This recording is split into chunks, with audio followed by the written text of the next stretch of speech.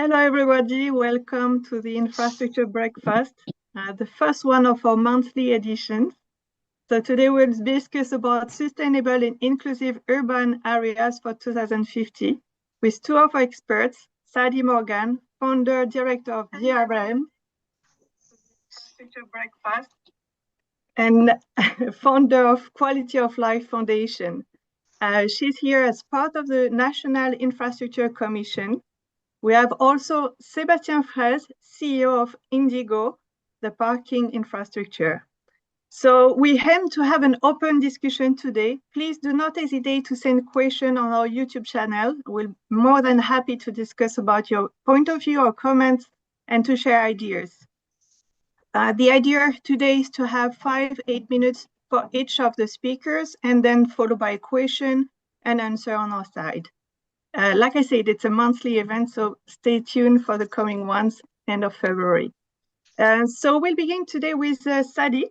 So Sadie, thank you for being here with us today. We have been in touch in the previous year on the different research we did together, so more than happy to have you with us. So today we are going to discuss about sustainable architecture for infrastructure of tomorrow. So please, Sadie, I give you the floor. Thank you.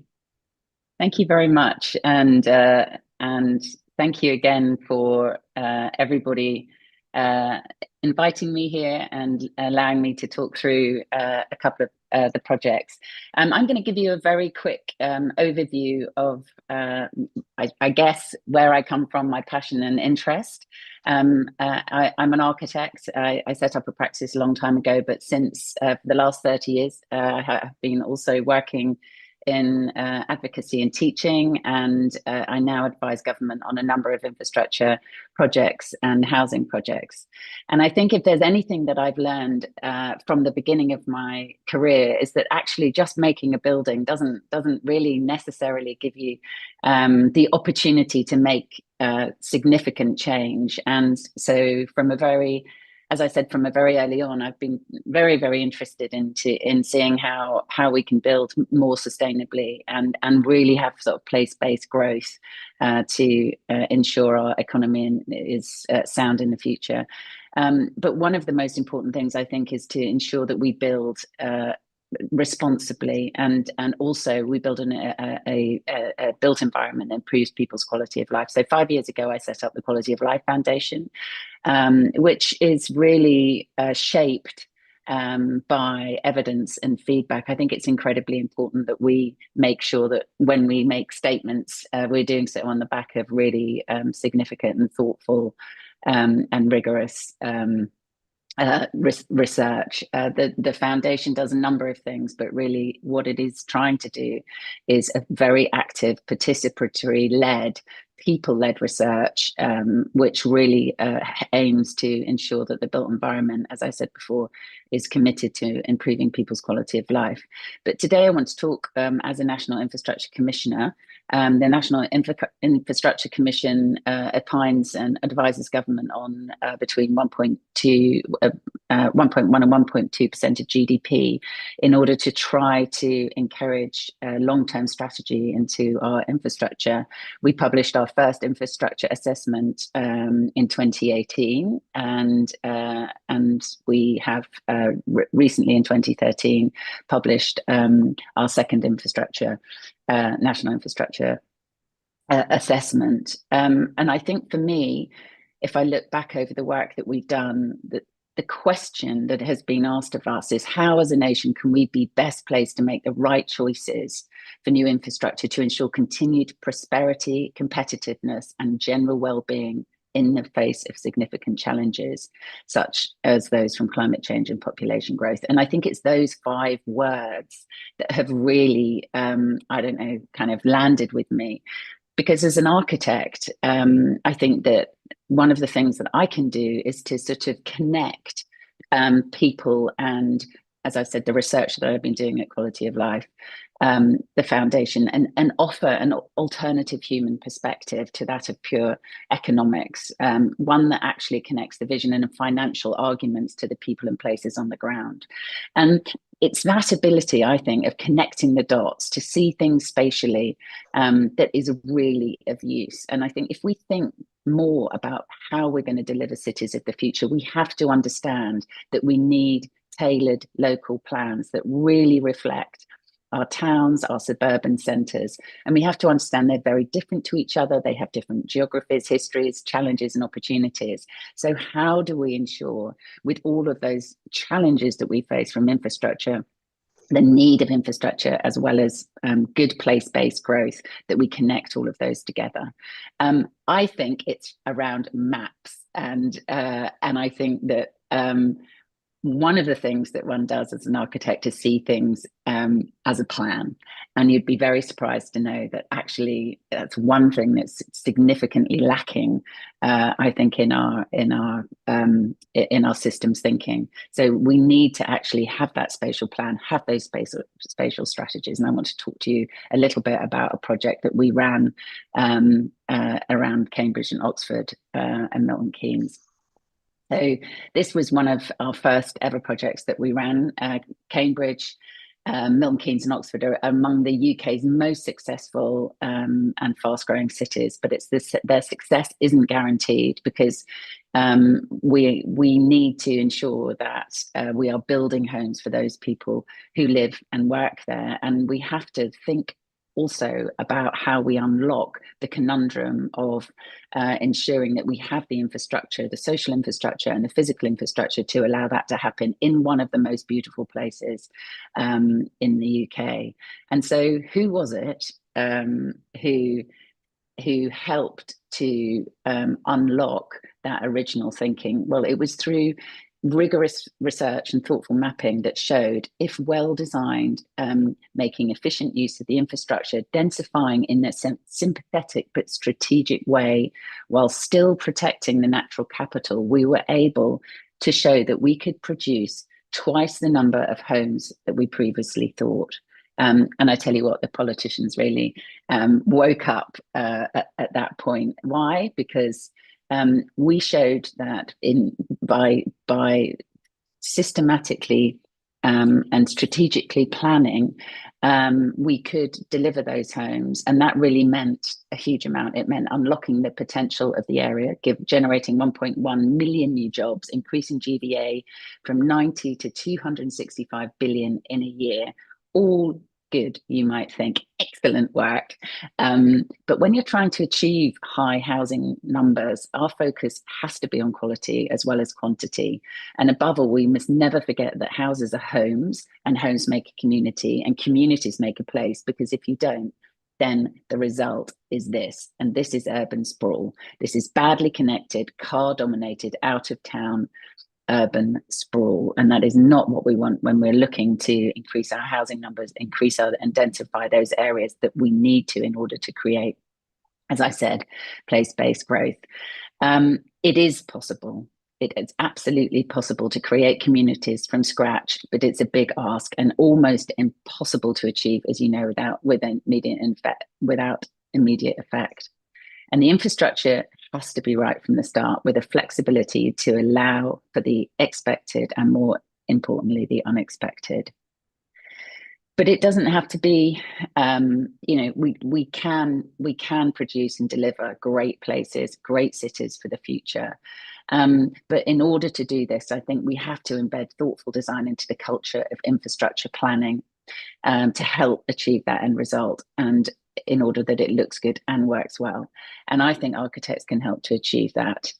One of the things that we were able to do at the time was to convince government to run an international placemaking competition, the importance of which was to include not just architects, urban designers, planners, community specialists, development economists, and others from across the industry. We had 4 shortlisted schemes, all of which demonstrated that there is no shortage of creative, commercially led ideas on how we can accommodate housing and employment growth in a way that enhances quality of life, supports positive social outcomes, and respects both the environment and the interests of existing residents.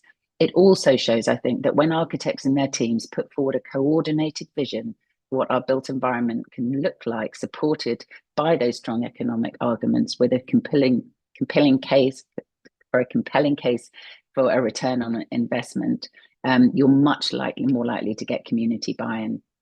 This was the winning scheme, a city that is a project that looks to re-densify in very thoughtful and gentle ways our towns and cities within these very green and beautiful landscapes, connecting through less car-based and demonstrating that you're able to reach net zero by producing your own energy. So lots of really incredible ideas about how we can actually achieve those numbers in a thoughtful way. But what went wrong? Because this was 10 years ago, pretty much, that we launched, and we advised government on this.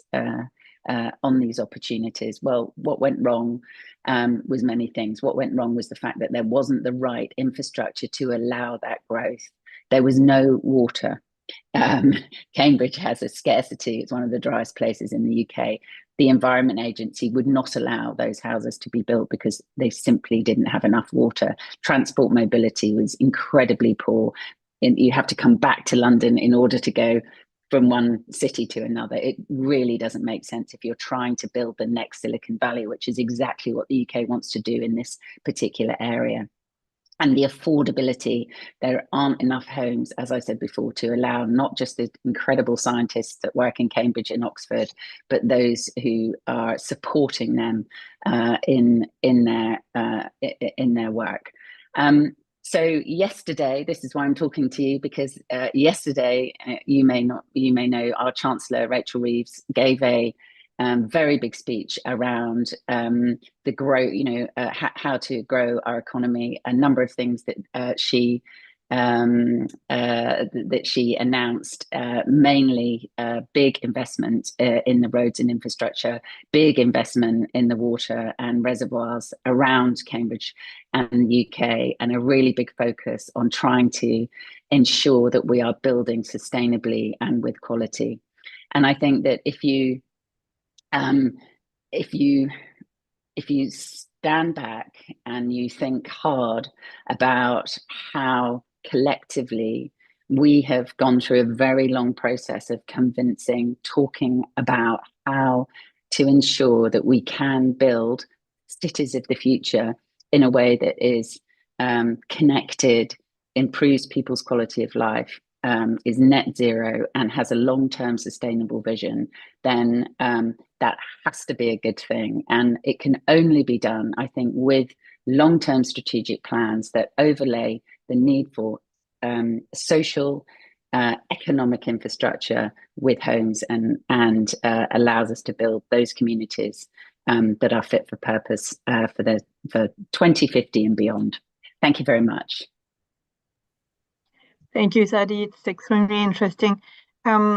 Maybe a question I would like to ask. You're speaking about some major challenges, but for you, what was the most interesting and maybe one of the key challenges you are facing? You're speaking about long-term views, strategic views.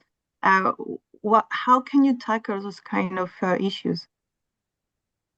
I think right from the beginning, you need to not be overwhelmed. And one of the ways that we have tried to encourage a much better sort of strategic, sensible, pragmatic vision is to say, okay, where are the gaps? So if you start to map and understand what it is that is holding you back, whether it be the transport, it's not the same everywhere, as I said before. It's that, geographically things are very different. It depends where you are in the country. But if you can start to map where your energy infrastructure is, where your transport infrastructure is, where your flood defenses need to be, where your water needs to be, and you start to build up a picture of where the most sensible places are to build build or re-densify your communities in a way that isn't going to be carbon intensive because they are well connected.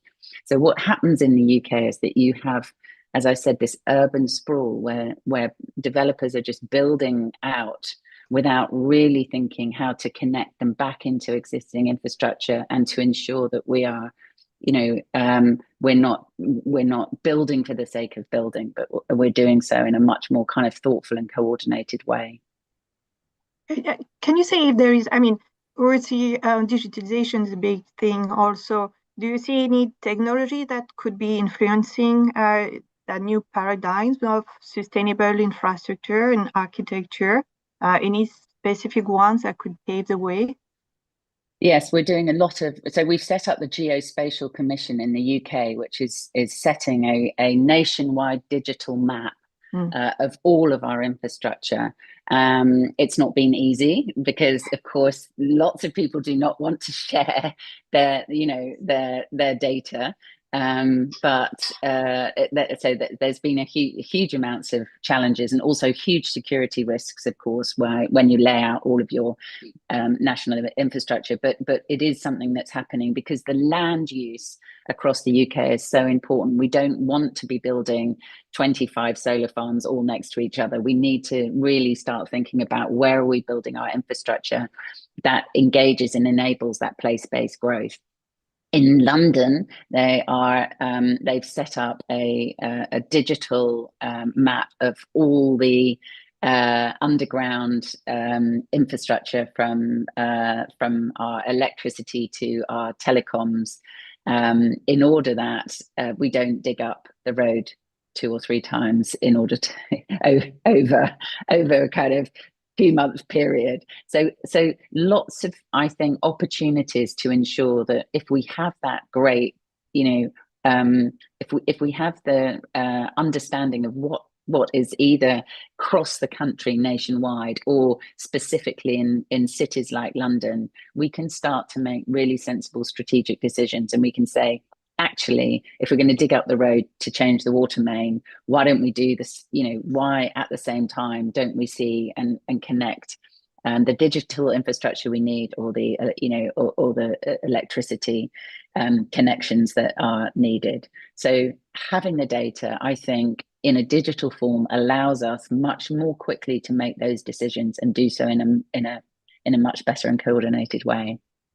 No, it's extremely interesting, and it's a good way also to transition to, the connectivity between infrastructure and specifically in transportation. So we have the chance today to have Sebastien with us.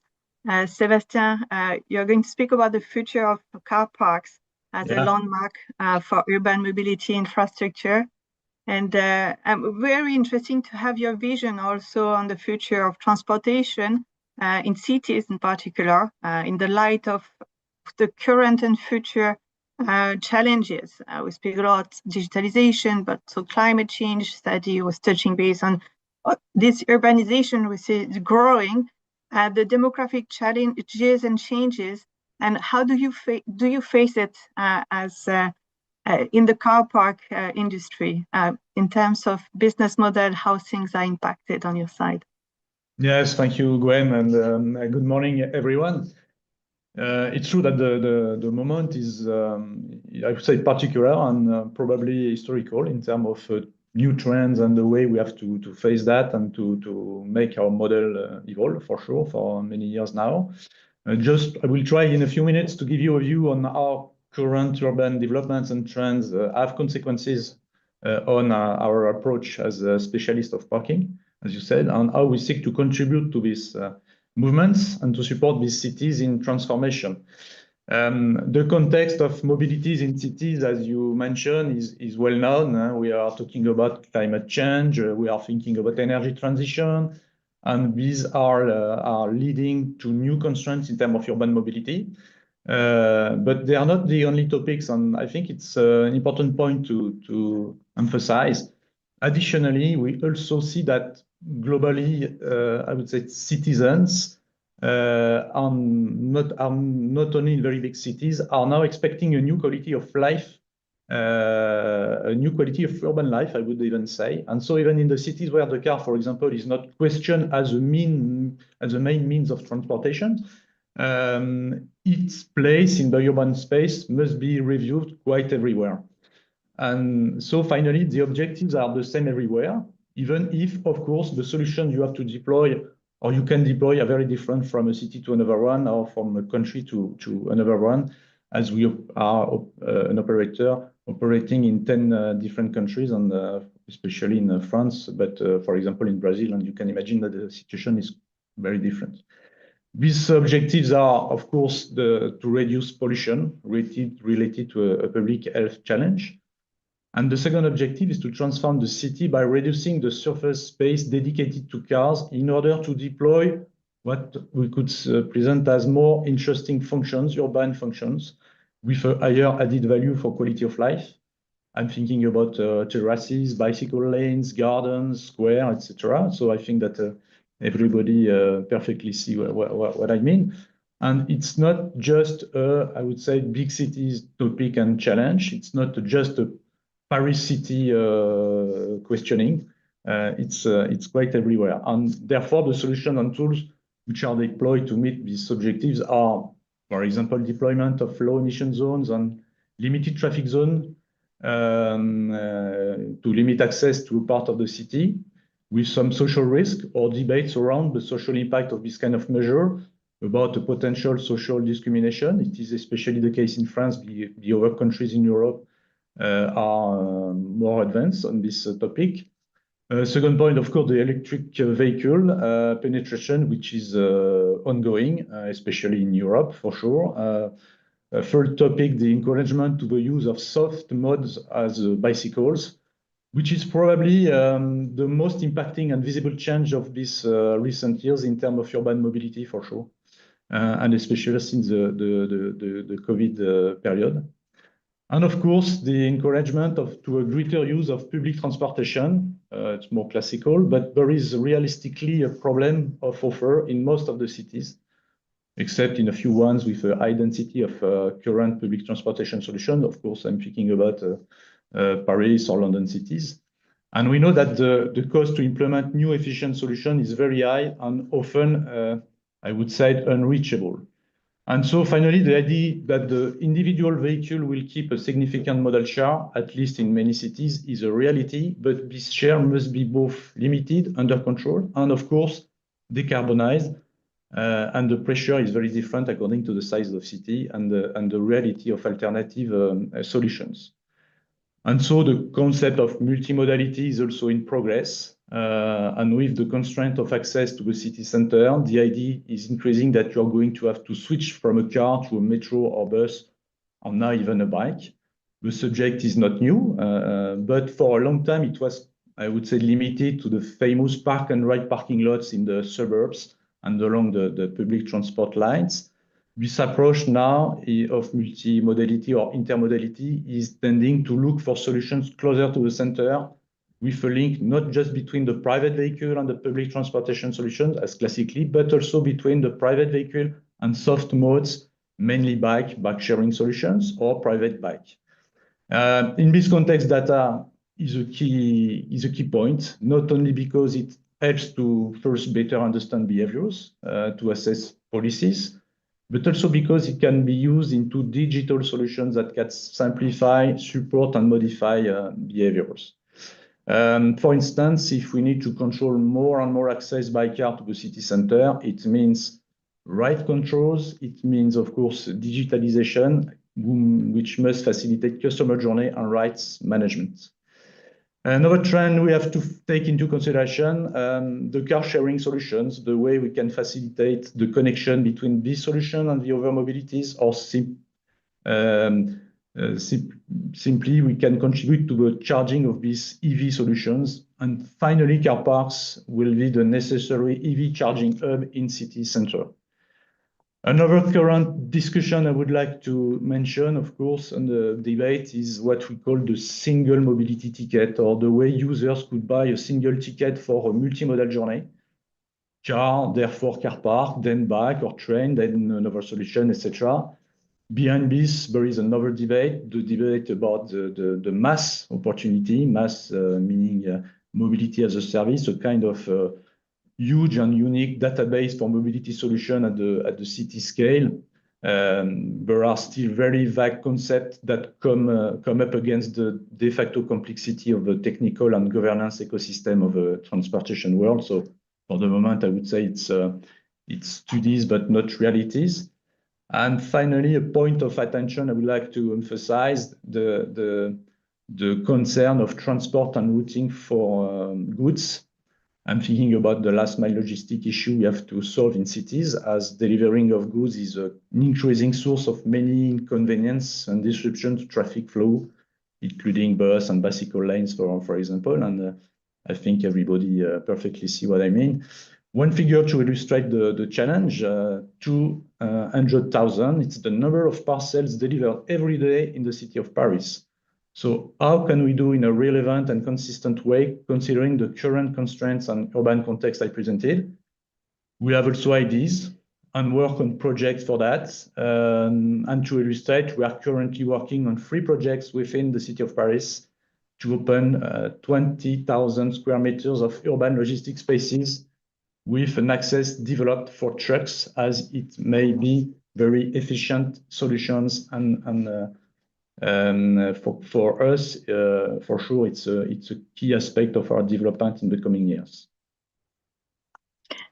Thank you very much, Sebastien. It's extremely interesting because we have been working together on research for the past 5 years, and it has been very interesting to see how you have been transforming the idea of car park as a multimodality hub. I mean, the idea of having car parks, and especially when we're going to speak between Parisian there, but being in Paris and thinking about mobility in Paris is kind of a big topic, let's say, and it's a kind of passionate one between Parisians and people visiting the capital. But thinking about parking in the middle of huge city like that, which are transforming their way of commuting, of transportation, it's very challenging. Same time, it's very exciting because you are going to have a large place in the middle of city, and how can you make the best of it, and how you can adapt the city based on these spaces.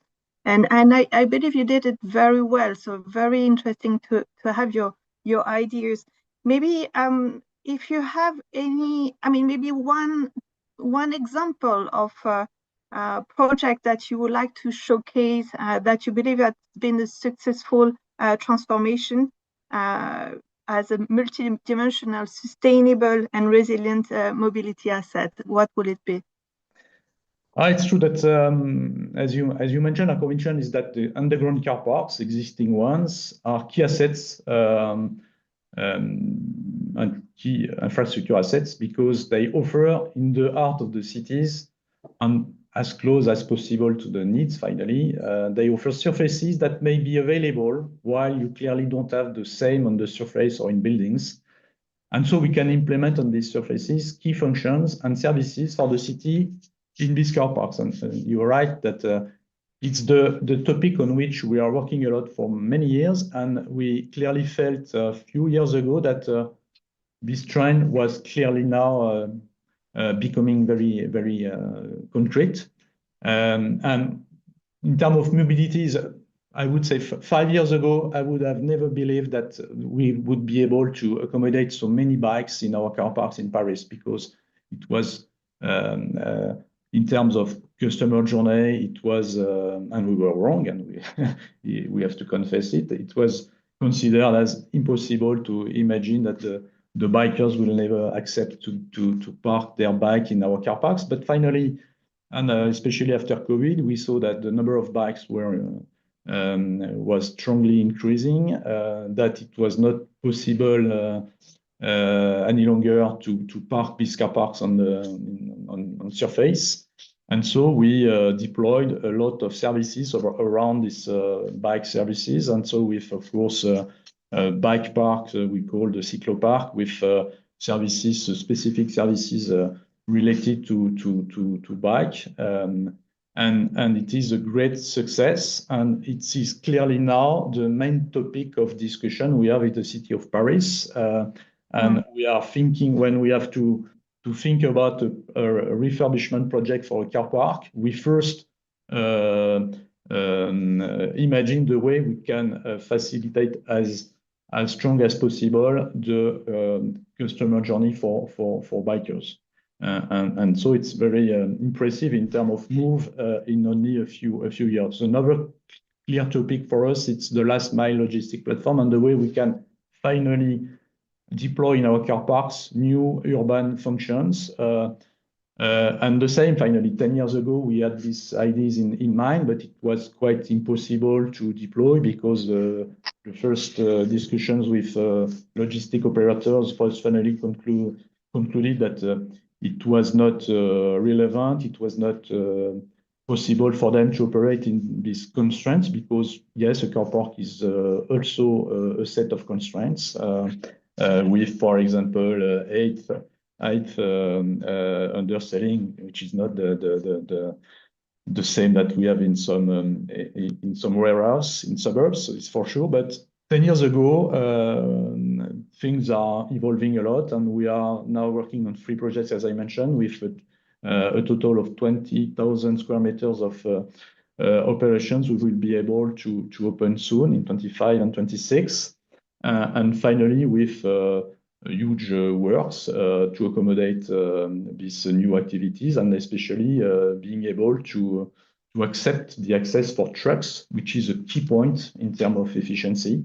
And so, and we have more and more topics we are talking about data centers in car parks with some operators. We are talking about resilience plans with the city of Paris, because the city of Paris, as other ones, is working on the future and say, yes, in 2015, when some days it will be 50 degrees, what will we be able to do with our fragile people?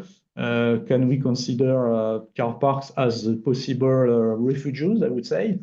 Because we have some very interesting thermal capacities in these places. Of course, we have to do a lot of work to make this place more pleasant and welcoming. But yes, a lot of very concrete discussion, more and more finally diverse. But with the first, finally, the first point and key one is that we are operating today more than 1 million square meters within Paris, probably one of the first real estate, I would say, operator in Paris. Of course, with very specific spaces, because 100% of these surfaces are underground. But we are very, very close to many things, and especially the needs I mentioned. So for us, it's a real challenge to finally become not only, I would say, the mobility operator or parking operator, but urban real estate manager. I think it's Sorry, I just wanted to come in because I think this, this first mile, last mile is something that we're really struggling with in London as well. The logistics. We've got 30,000 private logistic companies that operate in London, yet we've lost, I think, 24% of the, the sort of logistic industrial floor space that's needed. So if, thinking as you are about how we can repurpose the spaces that we have in order to sort of ensure that we are able to deliver on what has become an extraordinarily fast-growing industry, I think is really interesting. Yeah, thank you. It's very challenging too. Yeah, I had a question, and it sounds totally silly now. Do you feel that parking facilities are stranded assets? That's a question that we clearly receive as an investor. I think you understood that. Yes, I think we are lucky because we have enhanced key assets to support the city's transformation.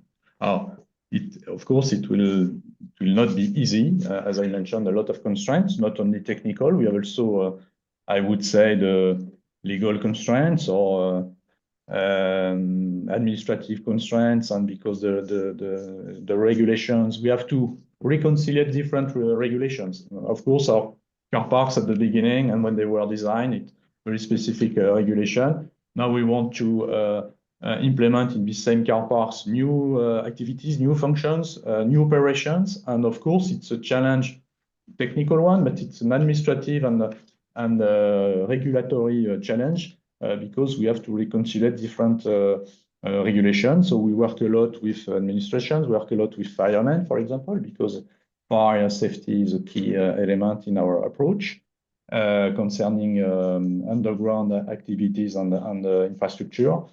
But again, when I see the move we managed to do for 5 years, for 10 years, it's absolutely impressive because I think that everybody and each actor of the decision of the projects is now aware that we have to move forward, that it is a key point if we all believe that it's absolutely necessary to enable cities to evolve regarding I would say the context, the context of energy transition, of the climate change. And so we are very proud to see this move because we see that we have a direct, I would say, the impact on these moves, and even for the company and for the let's say the social and the purpose, it's finally very challenging but fascinating.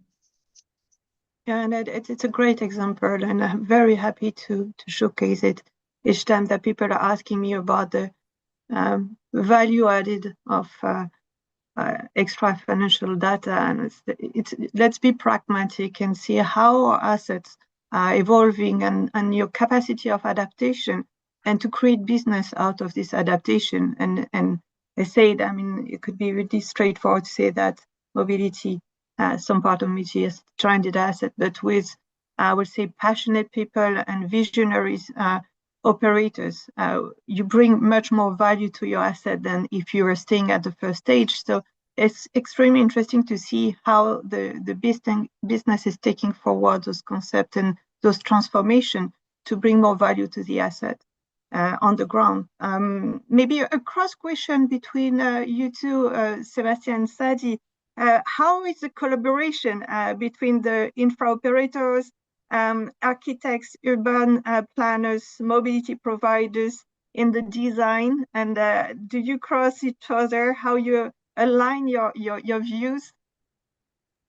It's a really good question. I mean, I think this, I tried to share a little bit how the importance of having a very, cross-disciplinary team if you are going to look to how you find solutions to these big challenges that we face.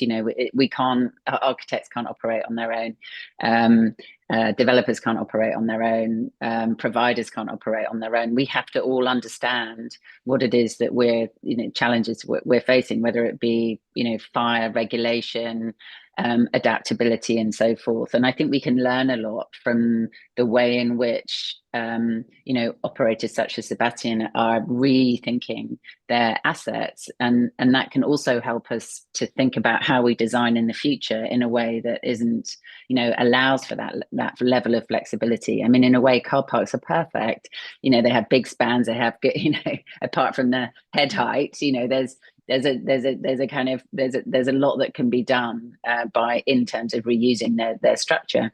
So I think that absolutely we need to work collaboratively together, and we also have to understand really understand what those challenges are. And I think that the logistics that you spoke about, the how do we manage to electrify, our mobility? How do we make sure that we're creating cities that allow all of those things? Whether you're a cyclist or a walker, whatever it might be, to have a kind of pleasant and successful experience without congesting our cities, because congested cities are the things that grind everything to a halt. So big challenges, and I think yes, we absolutely need to collaborate in order to make sure that we're going to find those good solutions. Yes, I agree, and I would say that when we have to work with this kind of player, I mean architects or urban players, the collaboration is quickly efficient and fruitful, I would say. So it's not the pain point. The point is that finally this urban transformation is first and foremost the responsibility and prerogative of the city.